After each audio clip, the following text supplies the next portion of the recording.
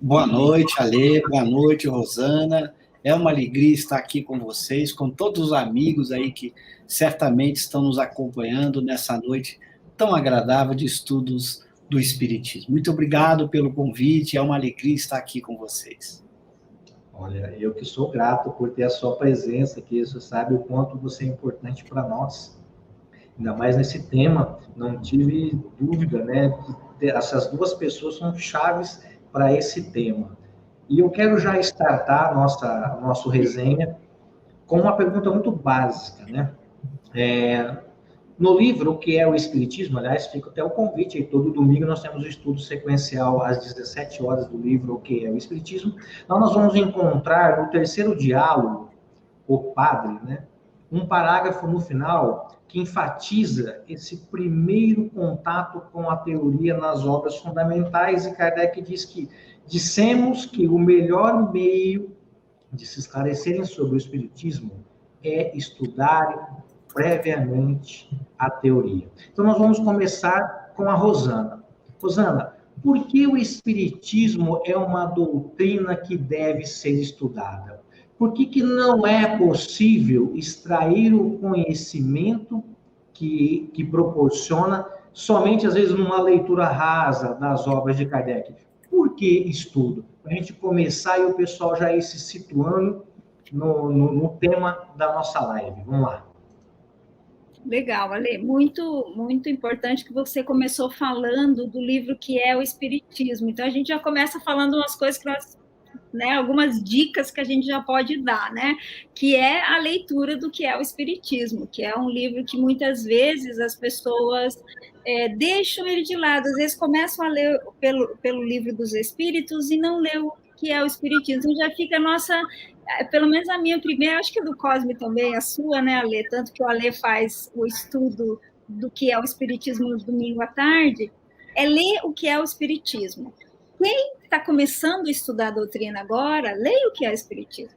Quem já leu as outras obras, leia o que é o Espiritismo. Né? Mesmo aquele que já leu há muito tempo o que é o Espiritismo, retorne. Tem coisas que, assim, Kardec faz alguns resumos, né, do livro dos médiuns, das partes fundamentais, então é muito importante. E aí você começou também, Ale, falando da definição que Kardec coloca lá do Espiritismo, né? Então, olha só as palavrinhas que você colocou, ele coloca lá, né, uma ciência que trata da origem, da natureza, da origem, do destino dos espíritos e das relações com o mundo corporal. Se é uma ciência que trata de tudo isso, é impossível conhecer com uma leitura superficial, porque ela vai tratar do que é da nossa vida, né? É da vida do ser humano. Então, se a gente quer entender essa grande quantidade de informação que o Espiritismo trouxe para nós e que vai mostrar o caminho da felicidade, que é essa fatalidade que existe aí, que nós seremos felizes, né?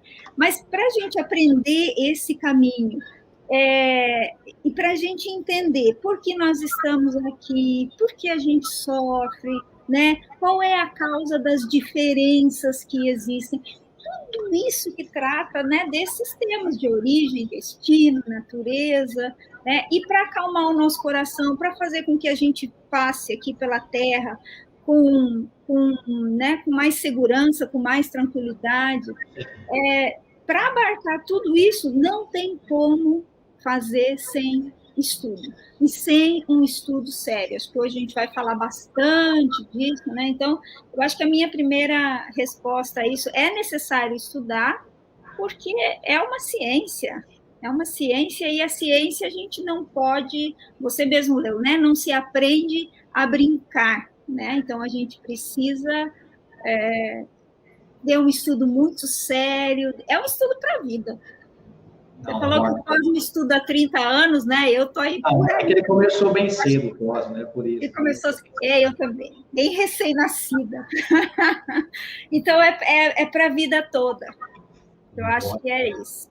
Olha, primeiro, a importância da pergunta, né? Essa pergunta, ela remete sempre a quem escuta, a necessidade do estudo, que Kardec vai, como você bem lembrou, deixar já isso claro na obra em que ele vai tratar do ensino da doutrina espírita, que é o capítulo que você citou, o capítulo do método, o terceiro capítulo da primeira parte da obra, o Livro dos Médiuns. E no primeiro item, já que você citou os trechos desse primeiro item, que é o número 18, já que Kardec numerou o Livro dos Médiuns, então, sequencialmente, então, quem está nos acompanhando poderá abrir o número 18 desse capítulo admirável, que é o método, em que Kardec vai discutir o que ele vai fazer no capítulo. E o principal objetivo do capítulo é ensinar o indivíduo a estudar espiritismo com seriedade, estudo sério. Por quê? Porque você está diante de uma doutrina que abarca umas consequências diversas em todas as áreas do pensamento humano, daquilo que interessa o homem, as principais questões que a ciência e que a filosofia têm levantado ao longo de toda a sua história, e que ninguém nunca deu uma resposta satisfatória antes do espiritismo. Quando a gente vai para a filosofia, vamos ao tempo de Sócrates, de Platão, depois vamos mesmo para a filosofia moderna, os filósofos não conseguiram dar respostas satisfatórias às questões que realmente tocam profundamente qualquer um de nós. Então, a importância deste estudo. Isso não quer dizer, embora exija um estudo sério, como Kardec diz, e vocês citaram aí, não quer dizer que seja um estudo que exija pré-requisitos. Isso é muito importante. Não se pode achar que, se o espiritismo é uma ciência, uma filosofia, então eu tenho que saber muitas coisas antes de estudar o espiritismo. Não. Essa é a grande diferença. Eu costumo dizer que Deus, na sua sabedoria, resolveu que a ciência é mais importante para o homem, porque é a única que responde às suas principais indagações, ela pode ser aprendida por qualquer ser inteligente. E aqui, quando eu estou usando a palavra inteligência, não significa no sentido de alguém dotado de inteligência excepcional. Não, todos os homens, sem exceção, podem estudar com seriedade o espiritismo. Isso é algo admirável, vocês sabem disso. Vocês conhecem outras ciências, eu estudei física, estudei filosofia, e sei o quanto de pré-requisito é necessário para estudar as áreas das chamadas ciências do homem, enquanto que para o espiritismo não tem pré-requisito. Você pode fazer esse estudo sério, mergulhando nas próprias obras de Kardec, sem precisar dominar nem filosofia, nem psicologia, nem física, nem matemática, nem química.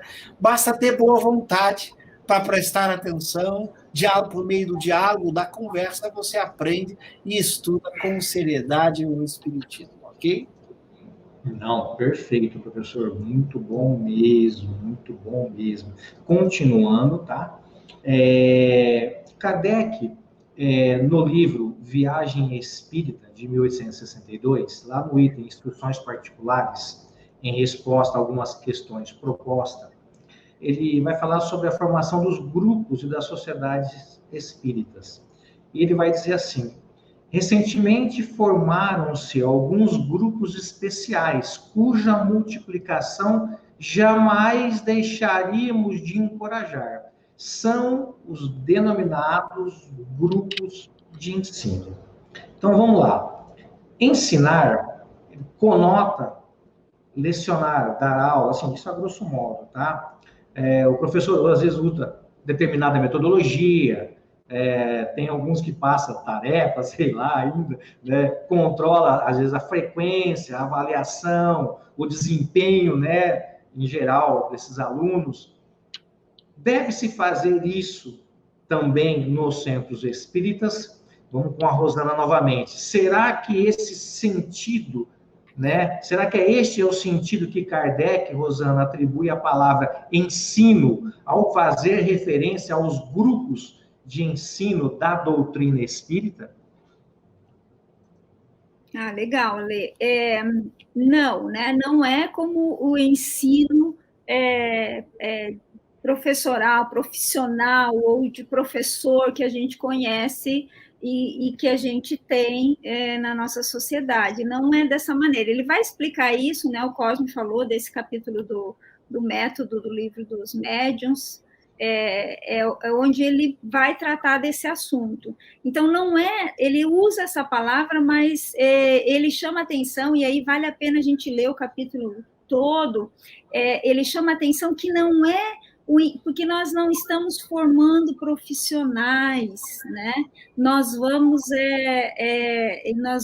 aquele que ele chama de adepto, ele vai transformar aquele que ele chamou de incrédulo, aquele que ainda não crê, aquele que ainda não conhece a doutrina, ele vai proporcionar que essa pessoa tenha o que ele chama de convicção, né? Então, que ele entenda a doutrina e, principalmente, leve para a sua vida. É uma doutrina que tem consequências basicamente morais, né? Então, isso não pode ser medido, isso você não consegue fazer uma prova, então não pode ser igual o ensino das escolas ou da academia, porque como é que você vai medir, né? Como é que você vai calcular a quantidade de virtudes ou de vícios, né? E comparar? Não tem. Isso é muito de foro íntimo, isso é muito da consciência de cada um, né? Então, ele usa essa palavra ensino, mas ele usa de uma maneira diferente, né? Esse ensino é a gente conhecer a doutrina e trazer ela para a nossa vida prática, trazer e transformando a nossa vida, né? Eu acho que é mais ou menos por aí. Não, ótimo. Professor? Bom, muito bem, a Rosana lembrou alguns elementos que são essenciais, ela lembrou da palavra fundamental que Kardec usa, que o objetivo fundamental do ensino espírita é levar o indivíduo à convicção. E eu costumo dizer o seguinte, se você vai para o ensino na escola, na universidade, como o objetivo lá não é necessariamente a convicção, ou seja, o indivíduo não tem que, de fato, acreditar e viver aquilo que ele está aprendendo, às vezes ele simplesmente precisa ter só o conhecimento, mesmo que ele não aceite, mesmo que ele não concorde, que aquilo não seja motivo de vida, basta que ele conheça. Há um outro elemento chave nesse processo que Kardec percebeu muito bem. Se você quer levar alguém à convicção, o indivíduo só se torna um convicto se ele, de fato, desejar aprender, com todo o sentido que essa palavra significa. Isso implica que ele faça isso com alegria, com vontade, que ele, de fato, sinta prazer ao fazer isso. Agora, levar para o ensino espírita aquilo que, de fato, é desprazer no ensino tradicional, quem é que gosta de fazer prova? Quem é que gosta de ser cobrado com horário? Essas cobranças que a gente chama em pedagogia de motivações extrínsecas, você motiva o sujeito de fora. Então, você cria algum mecanismo de puni-lo, por exemplo, vai tirar uma nota ruim, vai ser reprovado. Se você falhar, 75% é o limite. Se você passar de 25% de falta, você é reprovado. Você tem aquele horário, você tem essa tarefa para entregar amanhã. Se você não entregar, vai valer ponto. Tudo isso faz um certo sentido no ensino acadêmico, porque, como a Rosana falou, leva à profissão. Então, você tem que ter mecanismo de controle da qualidade do profissional. Você não pode simplesmente deixar o profissional sem avaliação, já que esse indivíduo vai atuar na sociedade, vai desempenhar um papel junto a outras pessoas.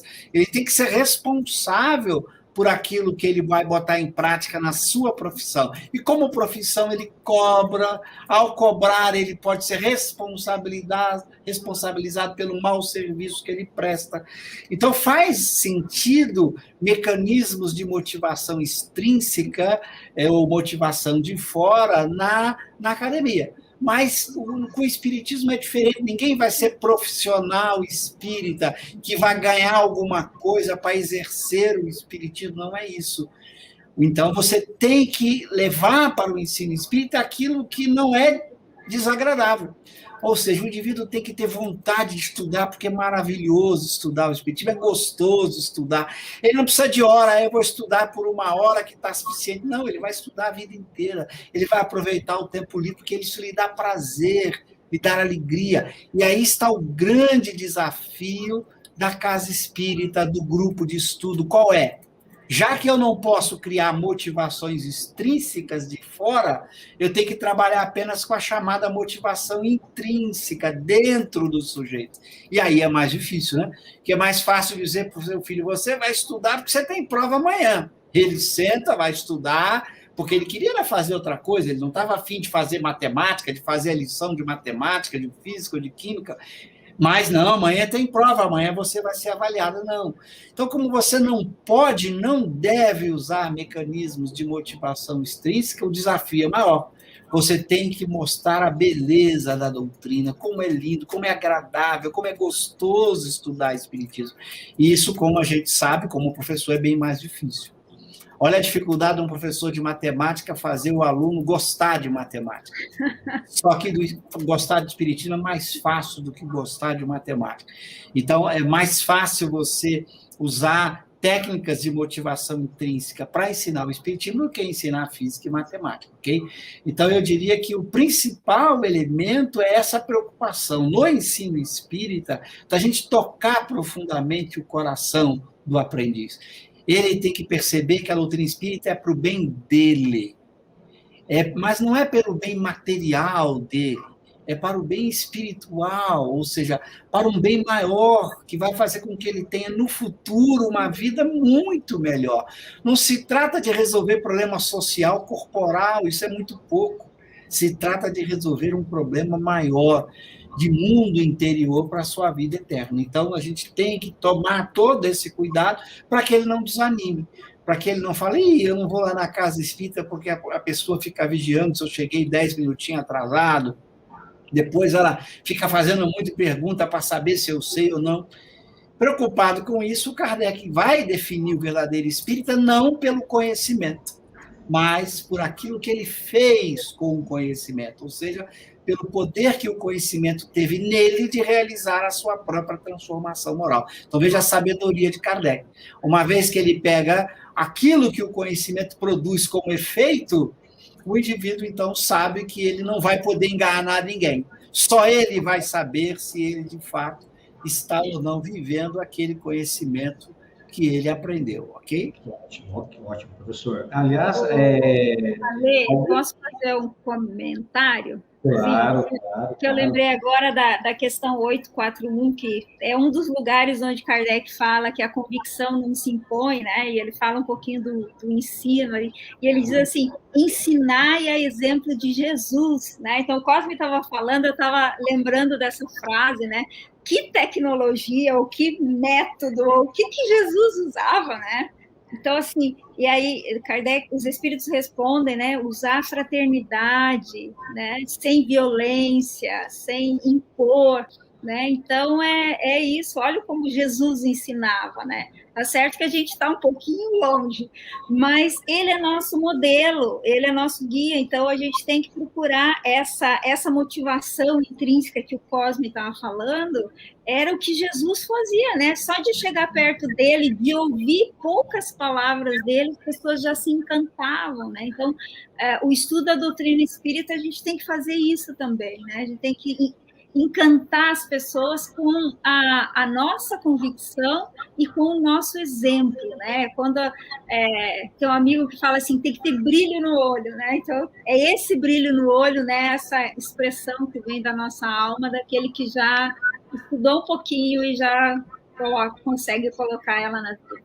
Né? E, Rosana, você lembrou bem que Kardec, inclusive, nesse capítulo do Método, ele diz, inclusive, qual é a pedagogia a ser usada. Às vezes a gente não pensa nisso. Qual que é a pedagogia? Qual é a metodologia pedagógica que eu devo usar? Já que hoje se fala... Ele diz, é bem simples, baratíssima, aliás, uma das mais baratas de todas. Ele faz o da simples conversação. Se ensina espiritismo pela conversa, como Jesus fazia, a Rosana lembrou, reunia todo mundo em volta, e ele começava a dialogar, a conversar, a ouvir, a dar a sua opinião, a prestar atenção no outro, a ouvir o argumento do outro. Como é gostoso, como estamos fazendo aqui, é uma simples conversação, baratíssima, não precisa ter nada sofisticado, não precisa estudar técnicas sofisticadas de ensino pedagógico, nada disso. É um método mais simples e eficiente que vem de toda a história da humanidade. Começa lá com os diálogos de Platão, em que ele narra Sócrates dialogando, bem antes do Cristo, dialogando ali com os seus discípulos. A conversação, como estamos fazendo, é o método mais eficiente para que a gente toque o coração da pessoa. Ela olha nos nossos olhos, como a Rosana lembrou, percebe isso, e quem tem essa habilidade de conversar, de provocar a pergunta, de ouvir, de prestar atenção, sabe que vai levando a pessoa a encantamento. E este encantamento que vai dar o prazer de estudar. E ela não vai se preocupar com hora nem local, ela vai simplesmente estudar, porque aquilo lhe faz muito bem. Se nós fôssemos trazer na atualidade, né, hoje ensina espiritismo na resenha, né, professor? Na resenha. Resenha, a gente faz ensino espiritismo aqui. Então, nós vamos pegar algumas perguntas dos nossos amigos que nos acompanham pela rede, e aí eu vou direcionar, aí só a pessoa responde. Então, eu vou passar uma para a Rosana, uma para o professor, tá? A da Rosana é sobre essa resposta que você deu anteriormente. Perguntaram assim, sobre essa de metodologia, de controle, de frequência, de avaliação, etc. Pergunte assim, a casa espírita, ela pode argumentar, que nem no caso dessa casa que o rapaz está mandando, que essa avaliação de aprendizagem dos seus frequentadores, para saber se ele está desempenhando bem o seu papel de, às vezes, colaborar com o ensino do espiritismo, este argumento é válido ou não, Rosana? Ele usar um controle para ver se... Deve ter outros mecanismos, né, Ale, assim, usando o próprio diálogo, a própria conversação entre aqueles que estão estudando e os coordenadores da casa, né? Eu acho que, assim, quando você cria um ambiente de conversa, um ambiente fraterno, você tem espaço para tudo isso, para fazer esse tipo de avaliação sem ser uma avaliação formal. O Cosme explicou muito bem essa questão da motivação, né? Então, se você faz uma avaliação formal, e mesmo que seja para alguma coisa da casa, alguma estatística, não faz muito sentido. Eu não vejo muito sentido nisso, tá? Eu acho que não é esse o caminho, não. Eu já vi algumas casas, a gente anda bastante por aí, visita muitas casas, e algumas têm controle de quantidade de passe, quantidade de espíritos que se comunicam na reunião mediúnica, algumas coisas assim que... Ou então tomar tanto espaço, algumas coisas que não faz muito sentido. E para o estudo também não. Então, eu acho que tem outras maneiras de a gente fazer uma avaliação, mas uma avaliação em que o próprio mecanismo do estudo, ele vai acontecendo e sendo avaliado ao mesmo tempo. Por exemplo, você, na conversação, você define, dependendo do tipo de grupo que você está trabalhando, como você vai fazer? Às vezes você faz experiências, né? Olha lá a publicação do Livro dos Espíritos, que eu lembrei agora, né? A primeira edição do Livro dos Espíritos. Kardec não fez uma experiência para saber se o texto corrido ou o texto de pergunta e resposta, o que agradaria mais, né? Ele viu que agradou mais perguntas e respostas. Se eu estiver falando errado, depois me corrige. Agradou mais perguntas e respostas, segunda edição do Livro dos Espíritos, todo com perguntas e respostas e alguns textos no meio. Então, é assim, a gente vai vendo com a turminha que a gente está lidando, como é que está, né? O que precisa melhorar, o que a gente pode tirar, acrescentar. Eu acho que é esse o caminho. Não, ótimo. Agora, professor, a nossa querida Solange Carneiro, olha lá, ela pergunta assim, professor Cosme, muitas casas espíritas criam grupos de estudos de romance e outras obras espíritas, limitando-se, quando muito, ao estudo das obras, né, 5 mais conhecidas de Kardec. Como poderíamos tornar o estudo da revista, aí neste caso, mais atrativo? Obrigado, viu, Solange, pelo seu sempre carinho e participação. Veja, esse é o grande desafio da Casa Espírita. Ela tem que pensar na programação que ela vai oferecer para aqueles que estão chegando à sua casa para fazer o estudo do Espiritismo. Lembrando que, em geral, nós temos muito pouco tempo na Casa Espírita com cada grupo de estudo. Eu costumo dizer assim, você consegue 2 horas por semana num grupo de estudos, ou seja, a pessoa vai à Casa Espírita para estudar durante 2 horas, o que ela seria capaz de estudar em 2 horas? Essa é a primeira pergunta que deve ser feita. Claro que o indivíduo pode estudar o que quiser em termos de espiritismo. Ele pode e deve ler muitos autores diferentes, mediúnicos ou não mediúnicos. Mas lembra bem, a Casa Espírita deve dar a formação básica, os fundamentos, porque ela não tem mais tempo do que isto. Se você fizer a conta, 2 horas por semana, o que você consegue estudar nas 2 horas, você vai descobrir que não dá para ir além dos fundamentos. E os fundamentos estão na obra de Allan Kardec. Então, uma coisa é o ensino visando preparar o indivíduo para continuar o estudo espírita sozinho, depois em que ele vai poder ler e estudar todos os livros, prós e contras que ele julgar conveniente. Aliás, Kardec, nesse capítulo, até recomenda que a pessoa deve estudar outros livros, inclusive contrários ao Espiritismo. Mas aí a Casa Espírita tem que pensar no seu objetivo. Qual é o seu objetivo? É o estudo dos fundamentos do Espiritismo para aqueles que estão chegando.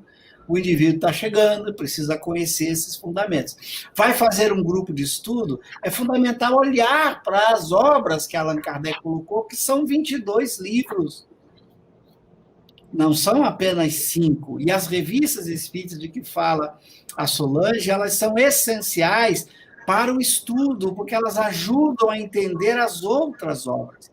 Elas têm textos explicativos que não estão nas outras obras, elas têm abordagens diferentes das outras obras, para que você possa ter uma nova forma de perceber um princípio, de compreender uma aplicação, de fazer uso da mediunidade, de como praticar a mediunidade. A Revista Espírita tem um papel fundamental nesta compreensão mais ampla dos fundamentos que se encontram nas outras obras.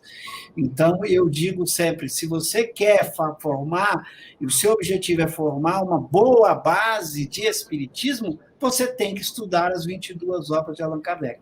E cada casa espírita deve se perguntar, eu tenho tempo para estudar ou para criar grupo de estudo para além disso? Ela tem que refletir seriamente nisso, porque se ela cria um grupo para estudar um outro autor e chegam pessoas nesse grupo que sequer estudaram Kardec, ou seja, não conheceram os fundamentos da ciência e estão lendo autores com outros pontos de vista e até possivelmente até pode aparecer pontos de vista contrários e a pessoa nem sabe. Por quê? Porque ela não estudou os fundamentos.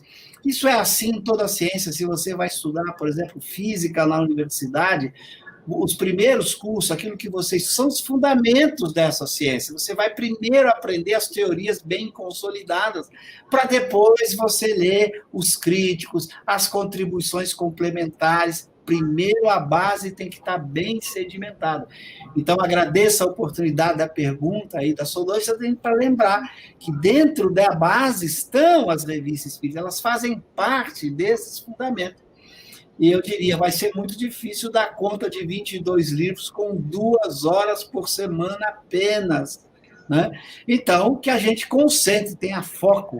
É preferível focar no ensino dos fundamentos, deixando que a pessoa possa sozinha estudar tudo o que ela deseja, porque ela já tem os fundamentos bem construídos que ela aprendeu na casa espírita, ok?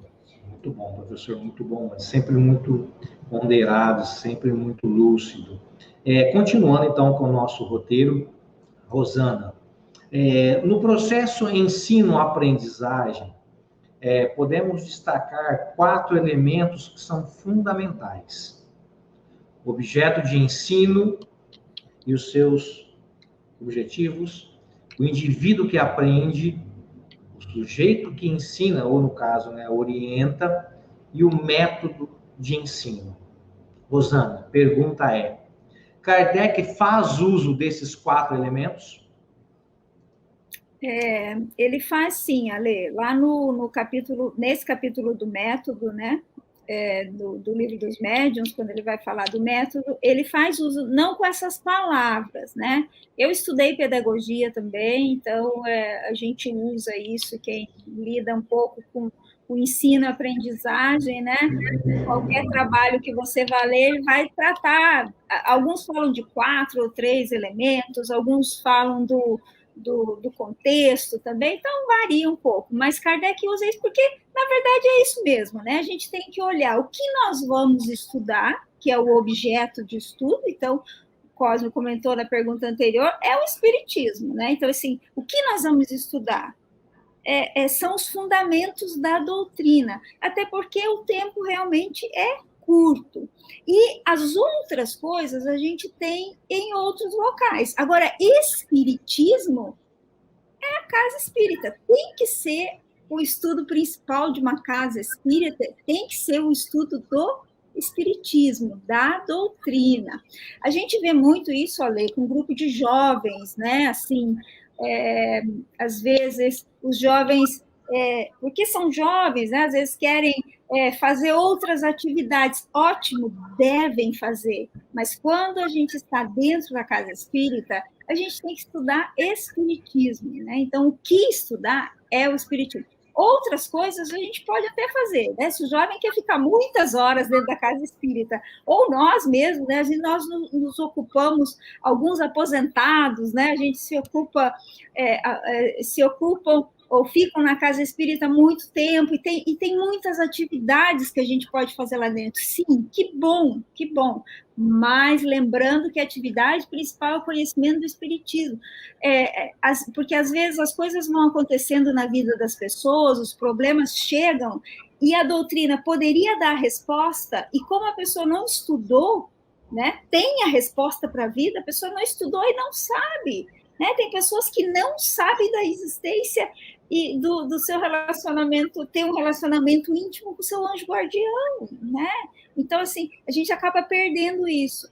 Aquele que ensina, aquele que aprende, somos nós, né? E o método que Kardec fala, o Cosme já falou aí, é esse da conversação, do diálogo, né, desse relacionamento fraterno, da gente se entender, da gente, aquele que conseguiu ler um texto, eu gosto bastante da leitura dos textos, a gente aprendeu bastante isso com o professor, da leitura dos textos em grupo, então você pega um texto, lê em grupo, aquele que conseguiu extrair algumas coisas a mais, explica, e assim vai fazendo rodízio também, né, para não ficar, né, sobre somente uma pessoa, né? Então, Kardec usa esses 4 elementos, sim, do ensino-aprendizagem, mas é isso.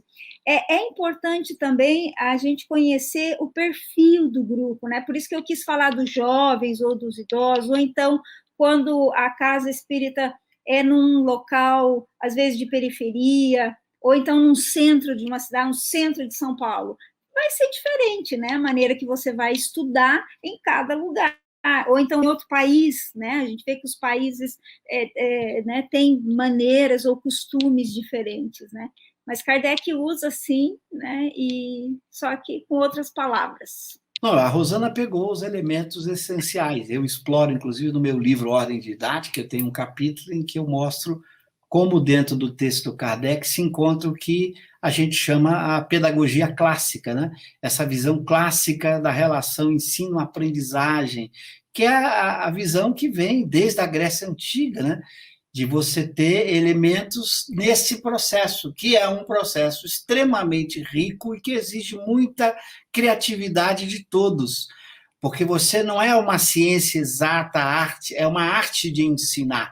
Então, você tem que ter esta habilidade de perceber as pessoas com quem você está lidando nesse processo de ensino-aprendizagem.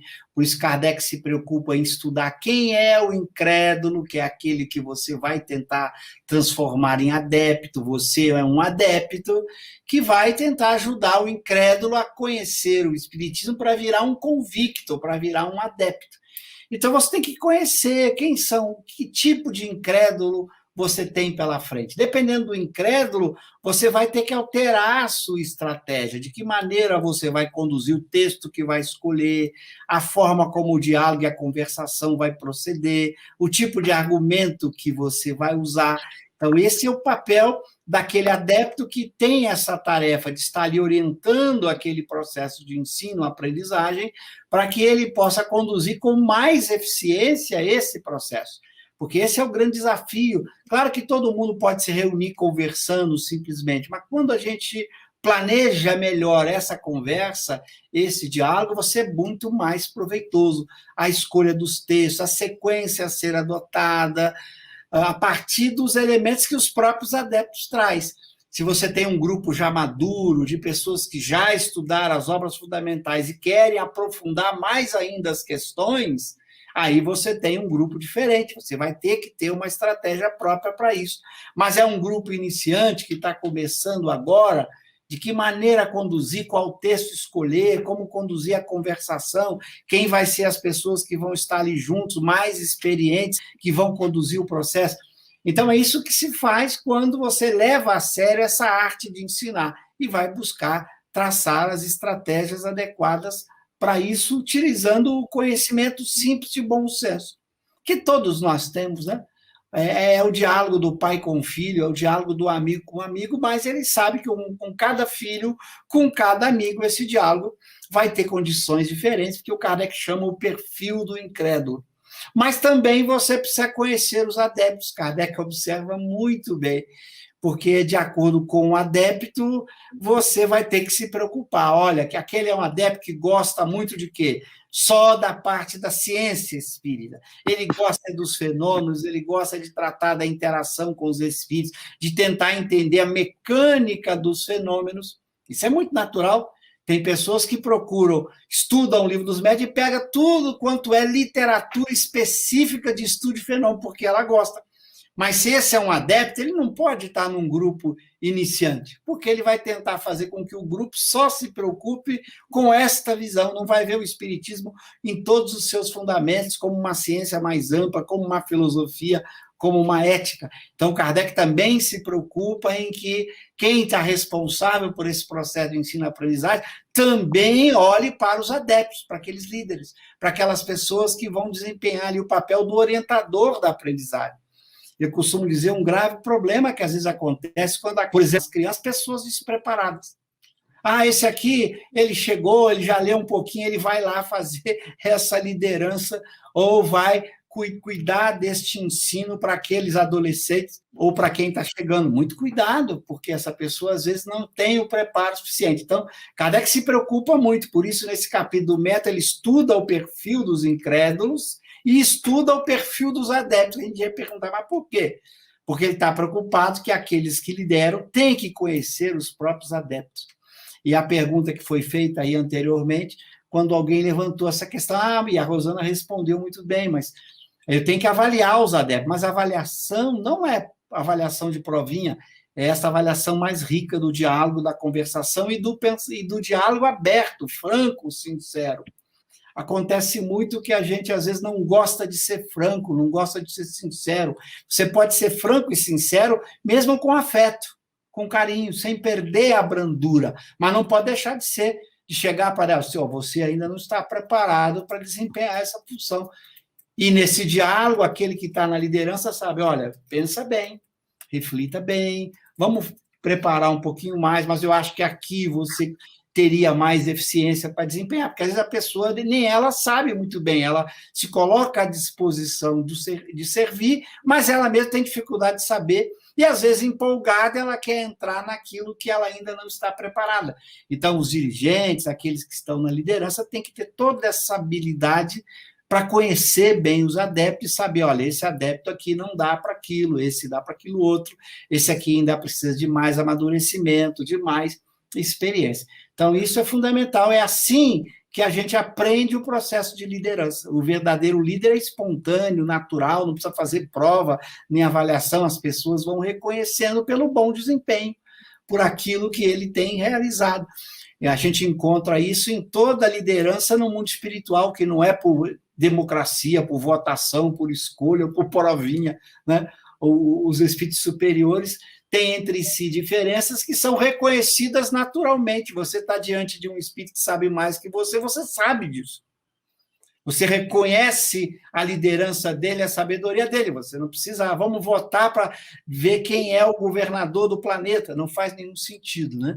Quer dizer, essa liderança natural, essa capacidade que tem as pessoas de mostrar naquilo que são capazes. Se um ambiente é de diálogo, de fraternidade, de amor, de respeito, onde o orgulho, o ciúme, o melindre estão fora, que é o que se espera, que a gente consiga fazer o esforço para deixar de fora o ciúme, o melindre, a inveja, para que as lideranças naturalmente se apresentem.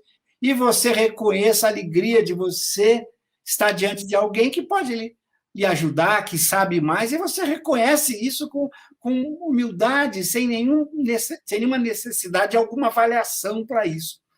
Então, é isso que a gente tem que amadurecer, porque a gente ainda tem muito ciúme, tem muita inveja, fica melindrado. Às vezes, se o dirigente diz, olha, você não está bem preparado, a pessoa fica melindrada porque ela queria.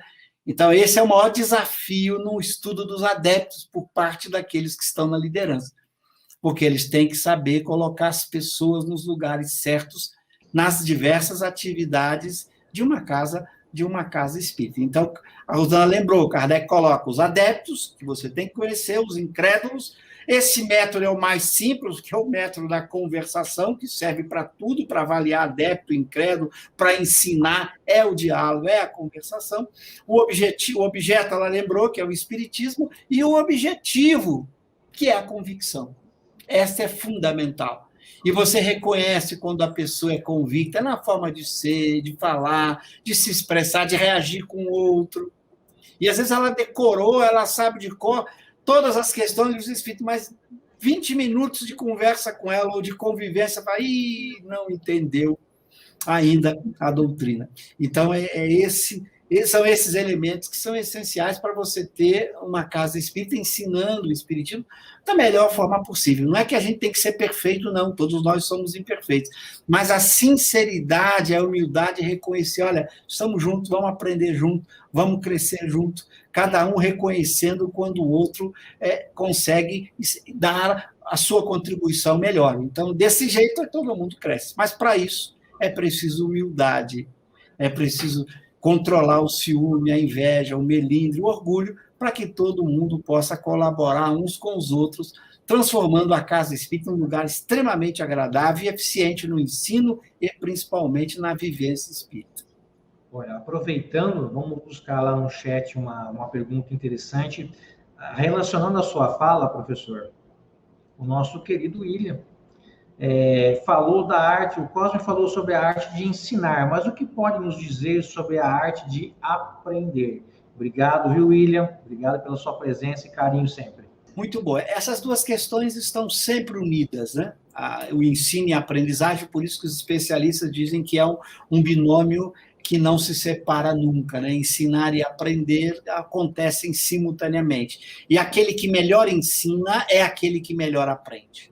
O melhor professor é o que mais aprendeu. Então, se o indivíduo não aprendeu, ele tem dificuldade de ensinar. Por isso, essas duas coisas estão juntas. E a gente reconhece isso. Quando a gente vê alguém que aprendeu muito, a gente percebe que ele acaba ensinando melhor do que aquele que aprendeu menos. Por isso, a humildade é essa virtude essencial para a aprendizagem. A pessoa tem que reconhecer, puxa, eu tenho que aprender um pouco mais para melhorar a qualidade do meu ensino. Então, isso tem que estar o tempo inteiro na vida de todos nós, porque todos nós convivemos com os outros, conversamos. E se a metodologia é a conversação, a gente está ensinando espiritismo no ambiente de trabalho, dentro de casa, no diálogo na rua, num relacionamento comercial, social. Então, nós temos a oportunidade de ensinar o espiritismo, desde que a gente tenha feito todo esse esforço de aprender. E aprender não é apenas nos textos.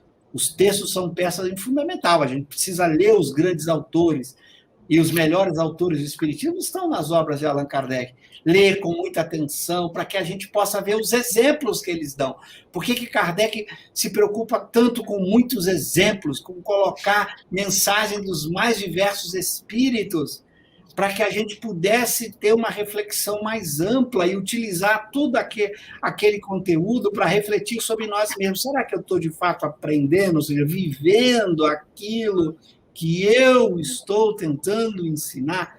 Eu diria, William, que esse é o ponto fundamental. Aprender bastante para poder ensinar com mais eficiência. Não, ótimo, ótimo, ótimo, ótimo. Dando sequência, tem até perguntas relacionadas sobre esse tópico agora. Nós observamos muito na prática, né, no dia a dia aí dos centros, que quando se oferecem cursos, né, no início, há uma grande procura. Muitas pessoas se inscrevem, logo no primeiro mês, eu já até presenciei isso, né, o salão é lotado, e com o passar das semanas, vai se esvaziando até ficar lá no segundo mês, para ser bem otimista, 4, 5, no outro, no quarto, já tem 2, 3. É evidente essa grande evasão de pessoas em grupos de estudos nos centros.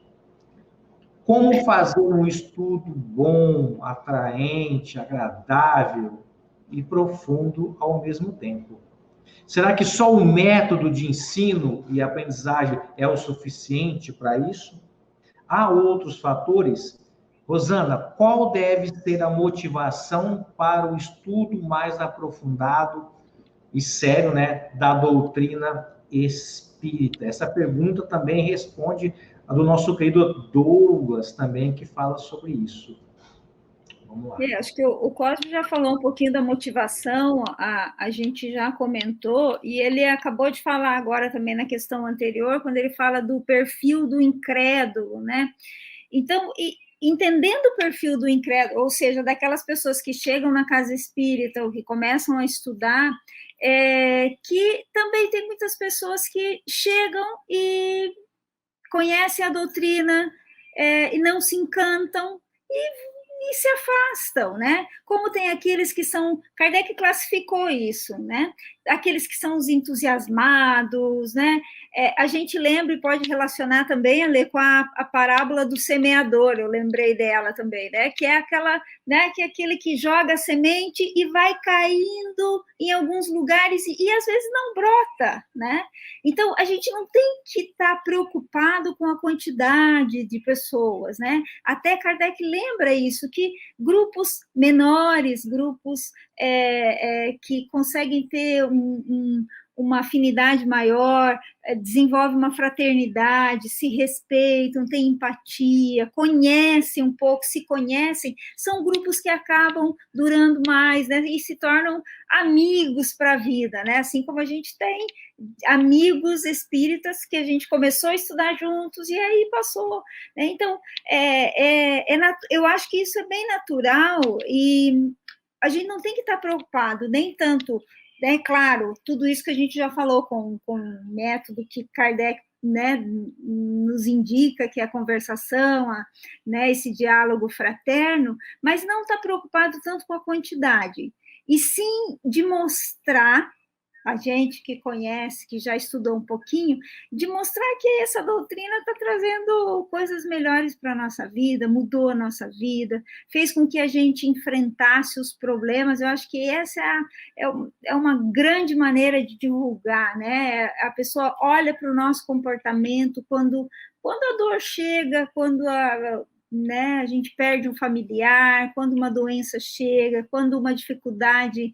qualquer dificuldade na vida, ou quando chegam também as alegrias, né? Como é que a gente se comporta, o que acontece com a nossa vida quando a gente tem sucesso, quando as coisas boas vão acontecendo, né? Então, eu acho que tudo isso vai fazer com que as pessoas que convivem com a gente nos grupos de estudo fiquem ou não, né? Tudo assim, eu não tenho uma coisa só, não é assim que funciona, né? Isso, siga isso aqui, não, né? Acho que tudo que a gente está falando hoje é para mostrar que é ao mesmo tempo complexo, tem muitas variáveis, mas também é uma coisa simples, né?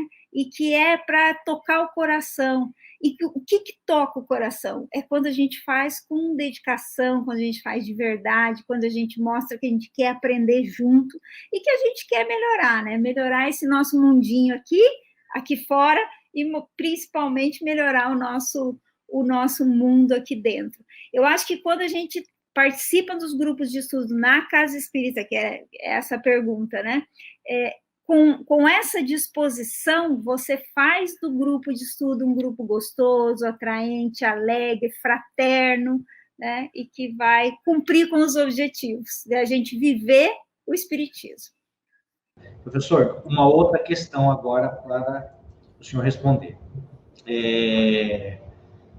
Aqueles que estão pensando, tá, em formar um grupo de estudo, eu ouvi a resenha lá, o professor falando, me encantei por Kardec, vou fazer, né, montar um grupo de estudo, ou aquele que frequenta, às vezes, um centro e não está se identificando com o ensino-aprendizagem, ou por alguma vertente do centro que não está legal, ele quer fundar um centro, ou mesmo aqueles que já estão à frente, né, como colaboradores desses grupos.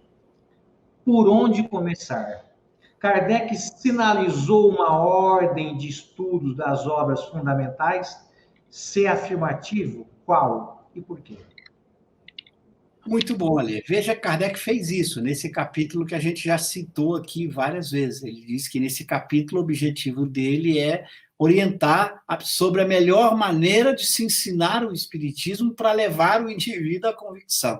Então, eu brinco assim, se você quer a maneira, vamos ver como Kardec recomenda, vamos ler o capítulo do método.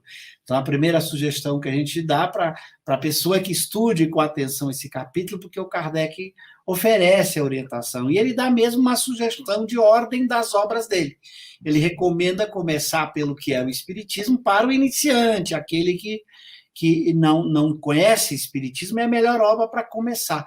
Tem pessoas que costumam oferecer romances mediúnicos, dar obras outras. Olha, o melhor caminho é começar por esta obra, que é uma obra agradável, que mostra como o Espiritismo pode ser aprendido por qualquer pessoa, para que ela tenha uma visão geral dos princípios fundamentais do Espiritismo. Essa é a obra mais importante para se começar a estudar o Espiritismo. Depois ele sugere o Livro dos Espíritos ligado às outras obras. Aí você vai ligando o Livro dos Espíritos com as outras obras que Kardec produziu.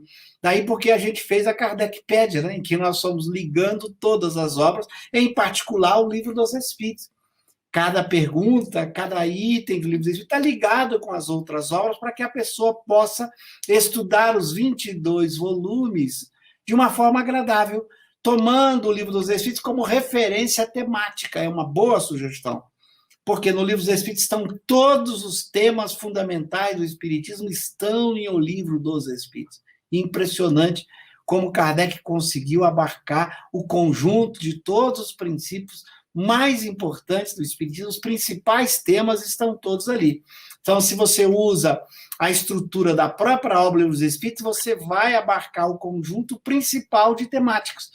E como você remete esse livro às outras obras, como a gente faz lá com a Kardecpédia, a pessoa vai poder estudar toda essa temática a partir dessa vinculação de O Livro dos Espíritos com as outras obras.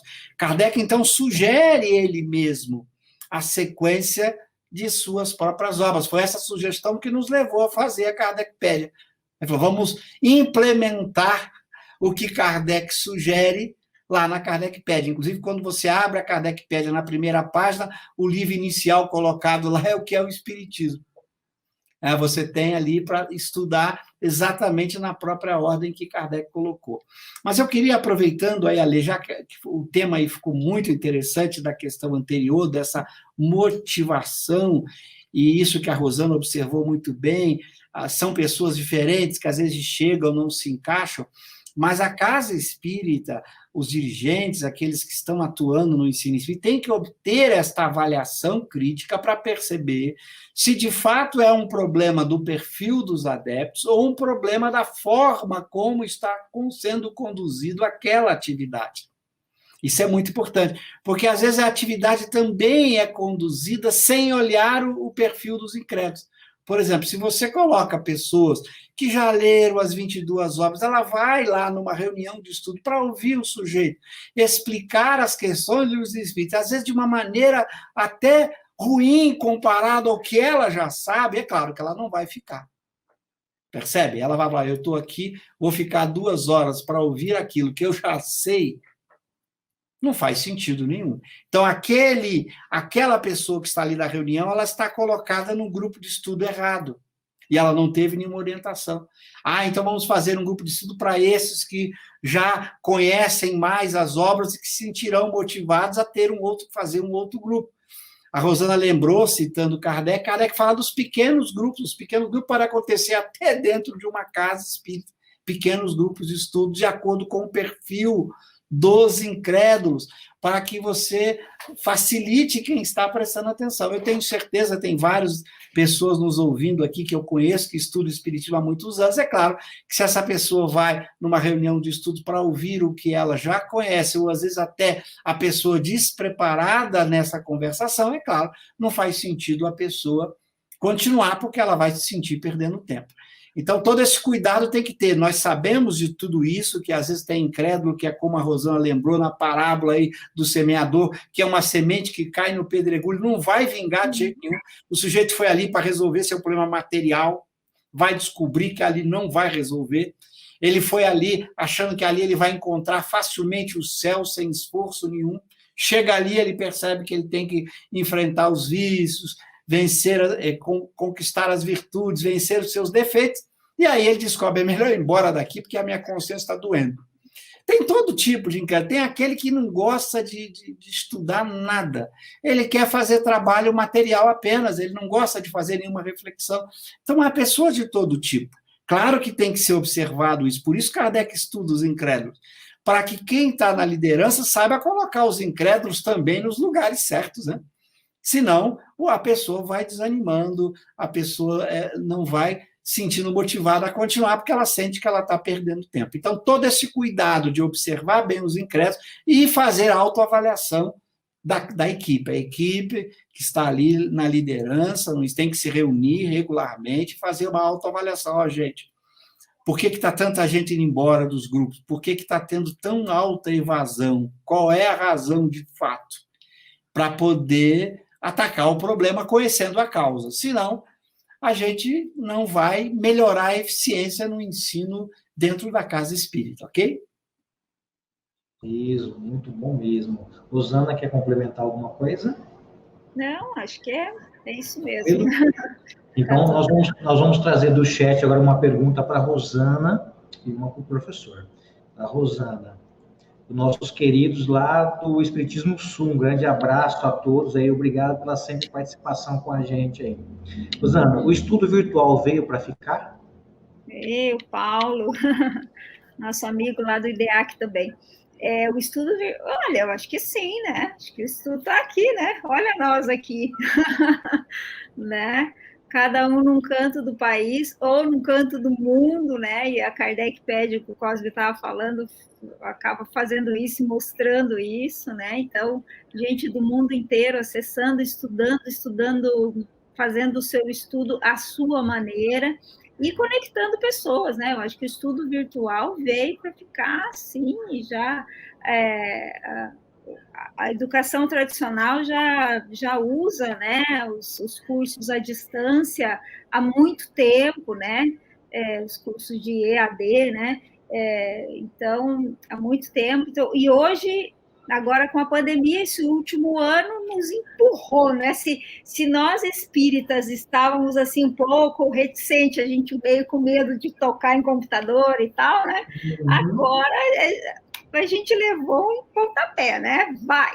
Ou porque senão nós estaríamos, as casas espíritas, pelo menos aqui, a maioria está proibida, né, de ter reuniões, né, ou se pode fazer reuniões, um grupo muito reduzido de pessoas. Então, sim, veio para ficar. Claro que nós não seremos mais os mesmos, né, assim, já agora não somos, né, então, eu acho que ampliou as possibilidades. Vão deixar de acontecer os estudos presenciais nas casas espíritas? Não, claro que não. Né? Mas a gente tem mais essa possibilidade. Então, isso é incrível. Né? Antes, as distâncias nos separavam, dificultavam, né? As pessoas que trabalham o dia inteiro tinham que chegar correndo, às vezes ia correndo direto para a casa espírita. Então, agora a gente consegue se organizar melhor, estudar melhor. Cada um, olha aí, nós três, né? Cada um, estamos na sala do Alê, né? O Brasil inteiro. Mas ninguém precisou sair da sua casa, né? Então, sim, eu acho que sim.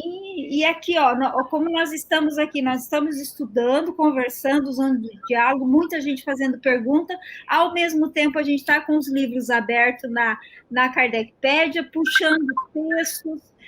Então, é uma ferramenta incrível e tem que usar sim, veio para ficar, eu acho que sim. Não, eu também quero comentar, eu diria que a Rosana está certíssima, hoje os especialistas mostram que não apenas o estudo virtual, home office, o trabalho virtual, veio para ficar. E se você pensar nos benefícios disso, são muitos. Você imagina trânsito, poluição, deslocamento, só para citar um, quanto diminuiu o trânsito, o deslocamento das pessoas, mesmo quando a pandemia acabar, a gente que se relaciona com bastante pessoas da educação, donos de instituições, empresários, vários migraram para o virtual por obrigação e já nos disseram, não voltamos mais, vamos continuar no virtual.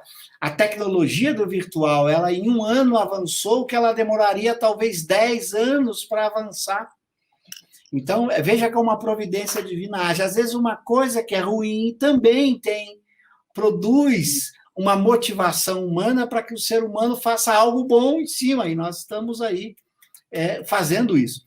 No nosso caso, a gente nem pode dizer, né, Rosana, nós que estamos no IDEAC, o IDEAC nasceu virtual, né? Então, o IDEAC já é uma instituição virtual desde o seu nascimento, antes da própria pandemia. Nós temos uma sala física pequenininha, mas, de fato, as nossas reuniões já são reuniões virtuais há muito tempo. Então, eu diria que veio, e graças a Deus, porque você amplia o espaço. É só você imaginar, às vezes você tem uma reunião de estudo numa casa espírita que cabe 30 pessoas. Essa casa espírita pode colocar num ambiente virtual essa reunião e ela vai poder atender 100, 200 pessoas, não mais 30. Então, o poder de multiplicação do ambiente virtual é impressionante. A gente já vê isso aí, mesmo que não sejam estudos ao vivo como esse, a gente já encontra aí os nossos vídeos, as palestras, elas multiplicam. A gente recebe e-mail, comentário de pessoas que a gente nem imagina do mundo inteiro.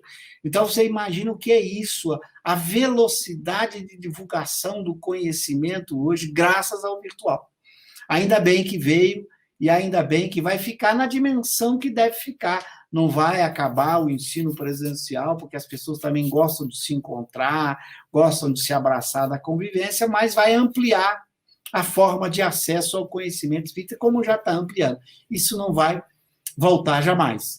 Todo mundo vai perceber que tem que usar os dois ambientes, o chamado mundo físico real e esse mundo virtual, que, na verdade, virtual não tem nada, ele é tão real quanto qualquer outro, apenas mediado por uma tecnologia à distância, mas nós aqui não somos virtuais, viu, Arley? Nem eu, nem você, nem a Rosana, nós somos bem reais, viu? Então, é um mundo real mediado por tecnologia, como já existia antes, por exemplo, a carta.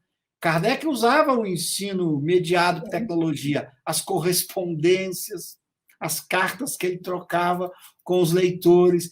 Imagina se Kardec tivesse a internet. Meu Deus, o que ele não faria, ok?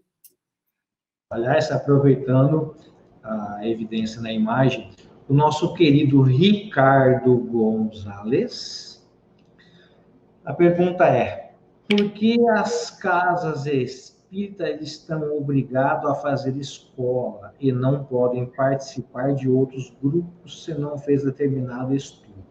Quem deveria ver isso e corrigir as casas espíritas? A USE, a FEB? Na sua opinião, professor? Veja, cada casa espírita é autônoma para decidir os seus rumos, e é bom que assim o seja. porque uma das características fundamentais do movimento espírita é a liberdade que Kardec nunca deixou de defender. Ele sempre defendeu a liberdade. Às vezes, quando uma casa espírita queria se submeter à Casa Espírita de Paris, lá a Sociedade Espírita de Paris, ele de jeito nenhum, a filiação aqui é apenas um laço de amizade, de colaboração. Graças a Deus que o movimento espírita funciona assim. As casas, as entidades organizadas são apenas entidades de colaboração, de apoio. Cada casa espírita tem sua autonomia, e é bom que continue assim, com a sua autonomia, com a sua capacidade de escolha, de definir seus rumos, o que fazer. É muito bom que o movimento espírita tenha nascido assim e continuado assim, para que você não tenha alguém mundano no movimento espírita. Isso é muito pior, nós somos espíritos imperfeitos. Eu brinco, não dê poder demais para espírito imperfeito, que corremos um risco tremendo. A gente vê na política. Sim. Nós estamos vendo isso na sociedade, num mundo de espíritos imperfeitos com poder. Quando você dá poder ao espírito imperfeito, olha, Deus do céu, a gente não sabe o que vem por aí. Então, graças a Deus que Kardec começou o movimento espírita assim, ele foi o pioneiro, já que ele é que deu início ao próprio espiritismo e ao movimento espírita. Só existiu o movimento espírita após Kardec. E ele inaugurou já desse jeito, ele sempre evitou qualquer vinculação de ordem, de comando, ele sempre fez com que houvesse colaboração, ajuda em que um ajuda o outro a crescer, a se desenvolver, graças a Deus que é assim. Então, o primeiro ponto é esse, tem que ser assim mesmo. Agora, é claro, cada dirigente, a equipe de trabalho tem que conversar para que as pessoas tenham bom senso e percebam que o próprio indivíduo pode deixar de ir à casa espírita, que acaba saindo perdendo, se ela não fizer um método que, de fato, leve o indivíduo a ter afeto, carinho, amor pelo espiritismo, que ele goste de estar naquela casa, que ele possa querer voltar. Então, é natural. O tempo faz com que as próprias pessoas vão acertando, vão encontrando o caminho melhor. Mas, graças a Deus, que isso ocorra desta maneira como Kardec previu. Cada casa espírita, cada grupo espírita com a sua autonomia para definir seus rumos, com a colaboração dos outros. É o que a gente faz aqui. Você tem aí grupo, a Rosana tem grupo, nós temos o IDEAC, vários aqui participam de várias outras casas espíritas. O que nós estamos fazendo? Colaboração, parceria. Olha que parceria incrível que a gente faz, todos nós juntos com Kardec. Quantas casas espíritas estão presentes aqui? Quantas entidades organizadas do movimento estão presentes aqui nessa live e em outras? Isso é colaboração, todo mundo junto com o mesmo propósito de ensinar espiritismo e botá-lo em prática, num ambiente de respeito, de fraternidade e de liberdade, para que cada um defina os próprios rumos. Até porque sem liberdade não há virtude. A virtude é necessariamente livre e voluntária. Portanto, para que os próprios dirigentes possam ser virtuosos, a liberdade é um elemento fundamental, ok? Não, perfeito, professor. Nós vamos seguindo. Legal. Posso fazer um comentário só ou não? A resposta não pode perfeito, mas é legal a gente lembrar que as federativas, as uniões regionais, a gente já participou bastante, né, desse movimento, fazem um trabalho muito bom também quando eles tentam ou criam mecanismos para que as casas estudem, né? E lembrando que, como o Cosmo falou, não tem uma estrutura de liderança, né? Mas, assim, é uma estrutura de orientação. Eu já participei de grupos que formaram material de estudo, pegando as obras de Kardec. Claro que o legal, como a gente tem falado aqui, é pegar o livro mesmo, né? Vamos estudar a obra completa. Mas, às vezes, a gente faz alguns recortes, né? A gente estuda, por exemplo, agora com a Kardec Pede, fica mais fácil a gente estudar por temas. E, às vezes, essas uniões, as federativas, elas fazem isso, né? Então, vai muito da necessidade do ponto que o grupo está, né? Então, assim, sempre voltar para o estudo completo, claro, mas não descartar também o esforço que esse pessoal fez ou faz, né? Continua fazendo, é bem importante mesmo. Ótimo. Tem material muito bom. Aproveitando você, Rosana, uma outra pergunta. vinda das nossas redes sociais. Até que ponto, Rosana, a cultura organizacional do centro espírita pode influenciar nos estudos? A cultura no sentido de costumes, será que é isso que ele... Pode, os costumes do local, né? Eu acho que se eu entendi bem a pergunta, a gente já falou um pouquinho do que acontece, das diferenças que existem em regiões na mesma cidade, ou então em cidades diferentes, que têm um perfil diferente. Tem lugares que têm um perfil de pessoas que gostam mais do estudo. Isso a gente percebe percorrendo também aí o nosso país, lá fora, né? A gente percebe que tem regiões que parece que as pessoas gostam mais, se empenham mais. Então, se esses costumes e essa cultura influencia, acaba influenciando, sim. Mas, claro, a gente tem que lembrar, e por isso que a gente faz essas conversas aqui, né, aproveitando esse momento, que a espinha dorsal, que o pilar, a base, tem que ser as obras fundamentais. Acaba influenciando, sim, no coordenador, ou no que Kardec chama do adepto, né? Aquele que já estudou, que está, de alguma maneira, liderando, coordenando isso tudo, claro que vai influenciar, né? Tudo aquilo que ele já viveu, que ele conhece, tem influência, sim. Mas a proposta, né, e o desafio é sempre a gente olhar os textos e tirar deles toda a beleza que esses textos têm, né? Que é assim que modifica a nossa vida, né? Então, a gente não consegue separar. Às vezes as pessoas falam assim, mas você no trabalho, em casa, na casa espírita, não, né?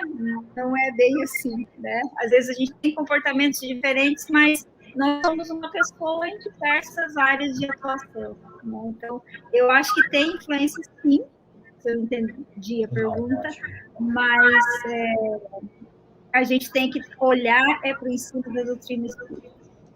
Ótimo. Agora a gente vai trazer uma pergunta para o professor, do nosso querido José Miguel Silveira. Olha lá, grande Miguel. Kardec tinha nas reuniões de estudo na Sociedade de Paris e também nos grupos familiares, seriam duas maneiras de aprender Espiritismo? Obrigado, Miguel, pela sua sempre presença aí.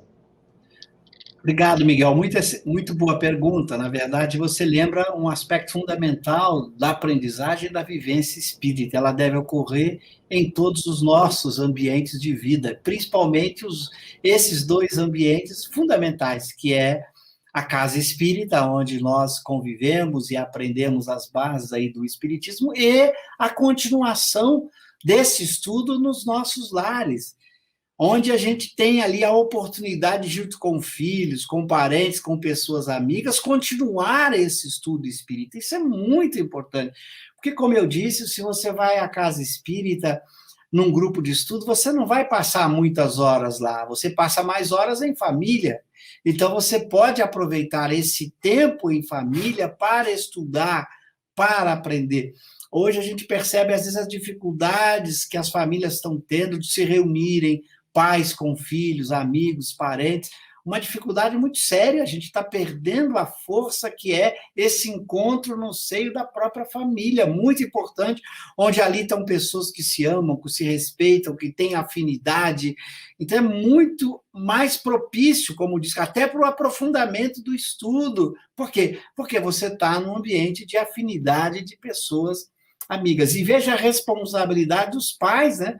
Já que eles têm filhos, eles estão ali convivendo, a importância de aproveitar esse espaço para o estudo, porque o espaço é usado para outras coisas. A gente sabe que o ser humano tem 24 horas por dia, uma hora que você não ocupa alguma coisa, ele usa outra coisa no lugar. E aí você vai deixando o tempo passar, daqui a pouco você descobre que o seu estudo de espiritismo se reduziu a 1 hora por semana, quando você foi lá no grupo de estudo da Casa Espírita, porque você não usou o espaço de sua família, um tempo importantíssimo, para estudar, dialogar, conversar espiritismo e aprenderem juntos. Então, é muito importante essa lembrança do Miguel de como Kardec valorizava os grupos familiares, estimulavam que as pessoas E era saíssem da casa e fizessem esses grupos. E era uma prática comum. Você vai encontrar isso na Revista Espírita. Cada um daqueles frequentadores tinha um grupo familiar. Você vai encontrar isso o tempo inteiro, grupo familiar do fulano, do Beltrano, porque as pessoas continuavam os estudos no seio da própria família. Kardec, inclusive. Kardec não fazia as reuniões apenas de estudos ou de atividades mediúnicas apenas na casa espírita, não, no Sociedade Espírita de Paris, pelo contrário, fazia mais fora nos grupos familiares do que na própria sociedade, mais em termos de tempo, do tempo de horas da semana, ele tinha várias atividades nos grupos familiares. Então, é muito importante essa lembrança do Miguel para que a gente ocupe um pouco mais de tempo no estudo do Espiritismo, ok? Bem mesmo. Aproveitando a sua fala, professor, Rosana, uma pergunta do nosso internauta mais que especial, nosso querido Rui. Ele pergunta, o estudo apenas em grupos de estudo e palestras é suficiente para aprender doutrina espírita? Rui, querido, nosso médium de degravação, né, Cosmo? Não é suficiente. Eu acho que na primeira fala do Cosmo, na primeira questão, a gente já falou um pouquinho, né? Porque é tanta coisa que abarca essa ciência, essa doutrina, tanta coisa que a gente precisa aprender, que é um estudo para a vida. É um estudo para a vida, né? Eu acho que a gente já estuda há muitos anos e o quanto nós ainda, pelo menos eu falo por mim, quanto eu ainda preciso aprender e o quanto eu me surpreendo com os textos de Kardec, né? Às vezes eu dou até né, assim, estou lendo aqui com quem está do meu lado e digo, olha isso aqui, como é que eu não percebi isso aqui, né? Então, assim, é importante também a gente lembrar que nós vamos mudando muito com o passar dos anos, né? Mudando o nosso entendimento, a maneira de compreensão, vai mudando as nossas experiências, vão fazendo com que a gente aprenda diferente. Então, revisar esses textos, ler de novo, por isso que eu falei lá no começo de quem já leu o Espiritismo, lê de novo, né? Então, tem alguns textos que tocam tanto a nossa vida, né? Ler a Revista Espírita em forma sequencial, nossa, é outra coisa, né? Então, assim, não é suficiente estudar na casa espírita ou ouvir palestra, porque é pouco tempo para a quantidade de coisa que a gente precisa aprender, que é para a nossa vida, né? Não só a vida aqui na Terra. Quando eu falo vida, é a vida de espírito, e tudo que a gente vai viver daí para frente, né? Às vezes a gente não se faz essa pergunta. Eu já fiz eu lembro que um dia, né, desculpa falar de uma coisa particular, mas eu perguntei para as minhas filhas, né, jovenzinhas ainda, se você morrer amanhã, e aí?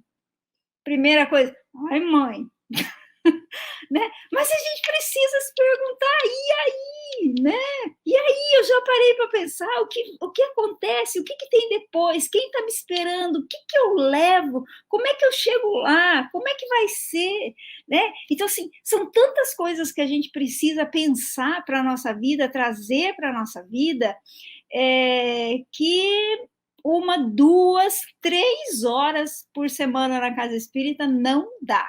Tem que estudar em casa, tem que ler em casa. E aí a gente, quando vai estudando e gostando disso tudo, a gente vai querendo mais, né? Chega num ponto que para um pouquinho de ler. Então, Rui, eu sei que você também gosta, né, de estudar bastante. Tamo junto, viu? Vamos continuar estudando muito. Olha, dando continuidade agora, professor, os colaboradores responsáveis que estão diretamente ligados ao centro, né, nessa organização, na escolha do método a ser aplicado, assim como da didática, dos recursos físicos que vão ser utilizados para a facilitação desse processo ensino-aprendizagem, eles têm que preencher algum requisito básico ou não? O requisito básico é simples, eles têm que conhecer o Espiritismo, segundo Kardec, e fazer esforços para botá-lo em prática. Veja, não é algo nada complicado, porque, como eu disse, estudar o Espiritismo é para qualquer pessoa, não precisa ter nenhum pré-requisito. Agora, o mais importante é que seja esse espírita no sentido que Kardec definiu.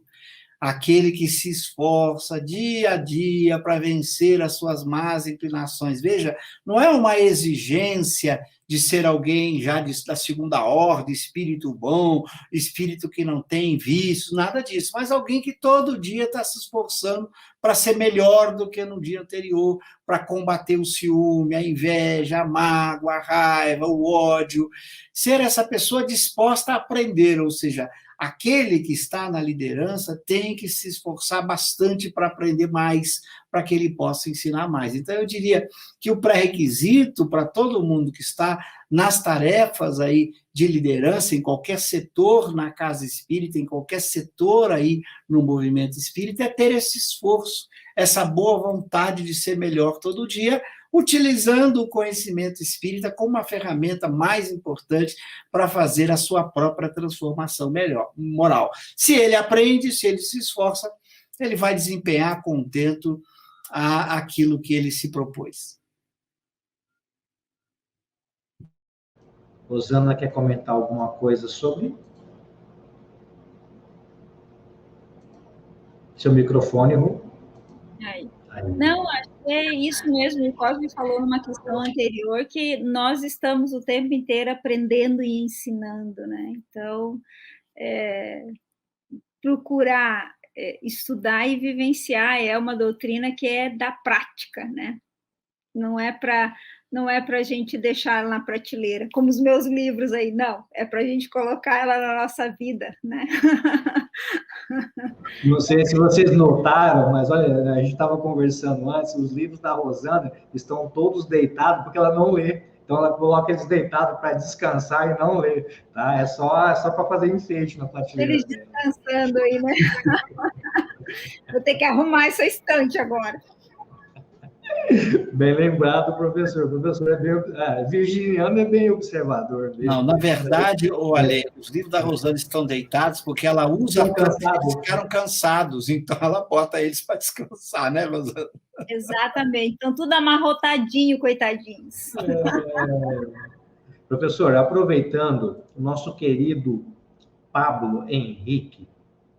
Professor, o livro dos Espíritos é uma filosofia muito profunda. Nosso anjo guardião pode nos ajudar na compreensão do texto? Se sim, posso utilizar esse recurso? Pablo, muito obrigado pela sua pergunta, pelo seu carinho e presença de sempre. Olha, eu posso dizer por experiência própria, porque eu peço ajuda demais para a compreensão do texto. E nunca me decepcionei. Todas as vezes que solicitei ajuda para a compreensão, ela veio. Então, eu diria que essa é uma prática muito importante. Aliás, na teoria do anjo guardião, apresentada primeiramente lá na Revista Espírita de 59, depois em O Livro dos Espíritos, lá na versão de 1860, quando Kardec transcreve o texto da revista, os Espíritos de São Luís e Santo Agostinho deixam claro que o papel do anjo guardião é nos ajudar a sermos melhores. E o estudo do Espiritismo é um dos caminhos para sermos melhores, porque o Espiritismo é, no meu entender, a melhor ferramenta que a gente tem à disposição para nos ajudar na transformação moral. Eu não conheço outra melhor, porque nos ensina a olharmos para nós mesmos, a investigarmos o nosso mundo íntimo, nos ensina a como fazer o esforço para essa transformação. Olha, eu diria, viu, eu faço isso regularmente, nunca deixei de receber do meu anjo guardião a ajuda para isso. Sempre vem uma ideia, sempre vem uma inspiração, às vezes vem a sugestão de uma leitura, do que você deveria ler para compreender melhor aquilo.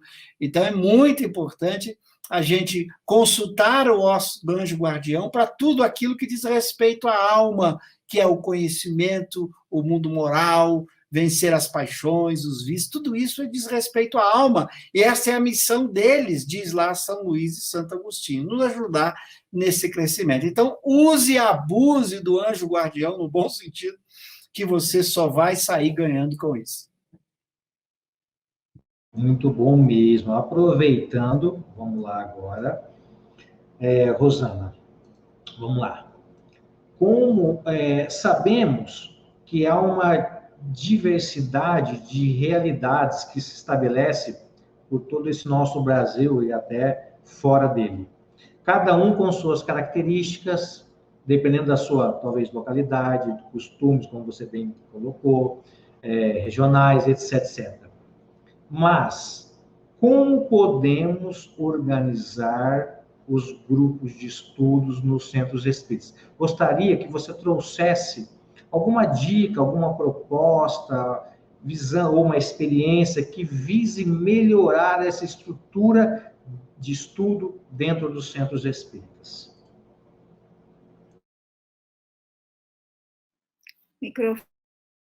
Eu gosto, Ale, de pensar na ideia de a gente permear a casa espírita de estudo, respirar estudo, né? Eu gosto quando as pessoas dizem assim, ai, aquela casa, né, se estuda bastante.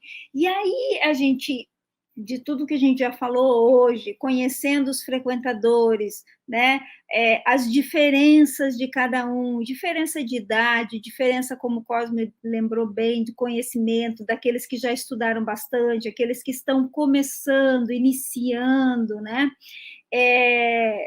olhar tudo isso e aí criando grupos a partir daí. E aí, o que a gente vai estudar, né? Eu gosto muito de estudar a obra, e os últimos anos, muitos anos, a gente vem estudando diretamente as obras. Então, a gente está no momento, estuda o Livro dos Espíritos, às vezes é por questão a questão, às vezes é por tema, né? Às vezes, por capítulo, a gente pega um capítulo, estuda em casa, cada um, destrincha, comenta, né? Às vezes a gente vai nas outras obras, O Céu e o Inferno, a gente já estudou algumas vezes, né? Então, estudar caso a caso, debater caso a caso. Então, assim, vai depender muito do perfil da casa.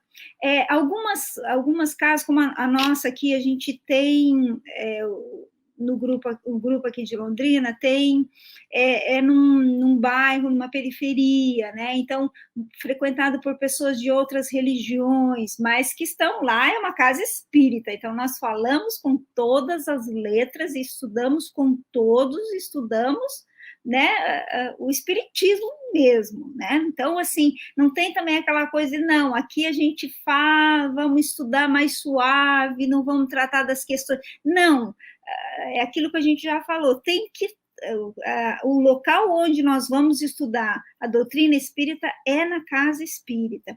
Então, Ale, eu acho que vai depender muito desse olhar daquele né, do grupo que está coordenando isso, conhecendo, como a gente já falou, conhecendo os frequentadores, aqueles que vêm, conhecendo o perfil daqueles que já conhecem, né, Kardec chama dos adeptos, e aí juntos ir fazendo programação de estudo, né? Então, eu ficaria com essa ideia, assim, de permear a casa espírita de estudo. Então, a gente vai estudar em todos os ambientes e em todos os horários que a gente pode. Você vai fazer atendimento assistencial, mas você pode, com esse grupo, e eu sei que você tem também, né, Ale, tua experiência aí na sua cidade, mesmo no trabalho assistencial, a gente coloca nesse trabalho uma parte de estudo, né? Então, assim, depende muito do local, eu acho, mas tem que ter essa ideia de que a casa espírita inteira é um local de estudo.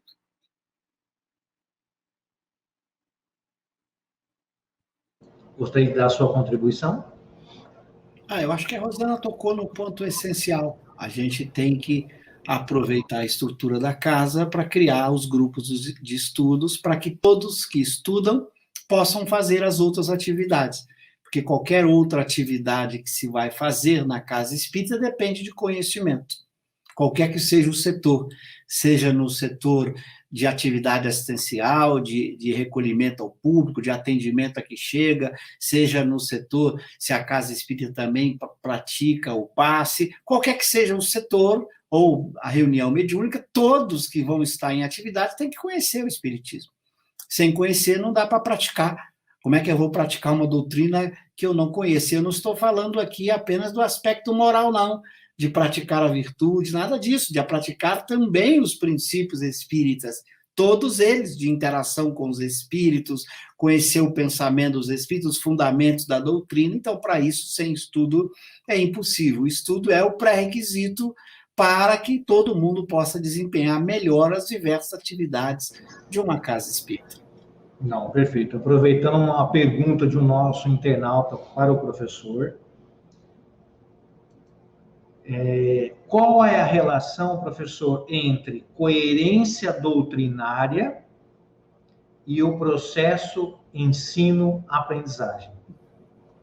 Muito importante a pergunta. Veja, quando nós estamos estudando uma obra, como é a obra de Allan Kardec e dos Espíritos, que constituem o Espiritismo, seus fundamentos, Allan Kardec teve todo o cuidado para construir uma obra em que não haja contradições, em que tanto os princípios quanto as aplicações, uns não entram em choques com os outros. Isso é algo muito importante. Isso é o que a gente chama consistência ou coerência. Os princípios funcionam como uma engrenagem em que cada coisa se encaixa perfeitamente na outra, não há contradições, não há choques. Então, essa é uma doutrina muito bem construída nesses aspectos.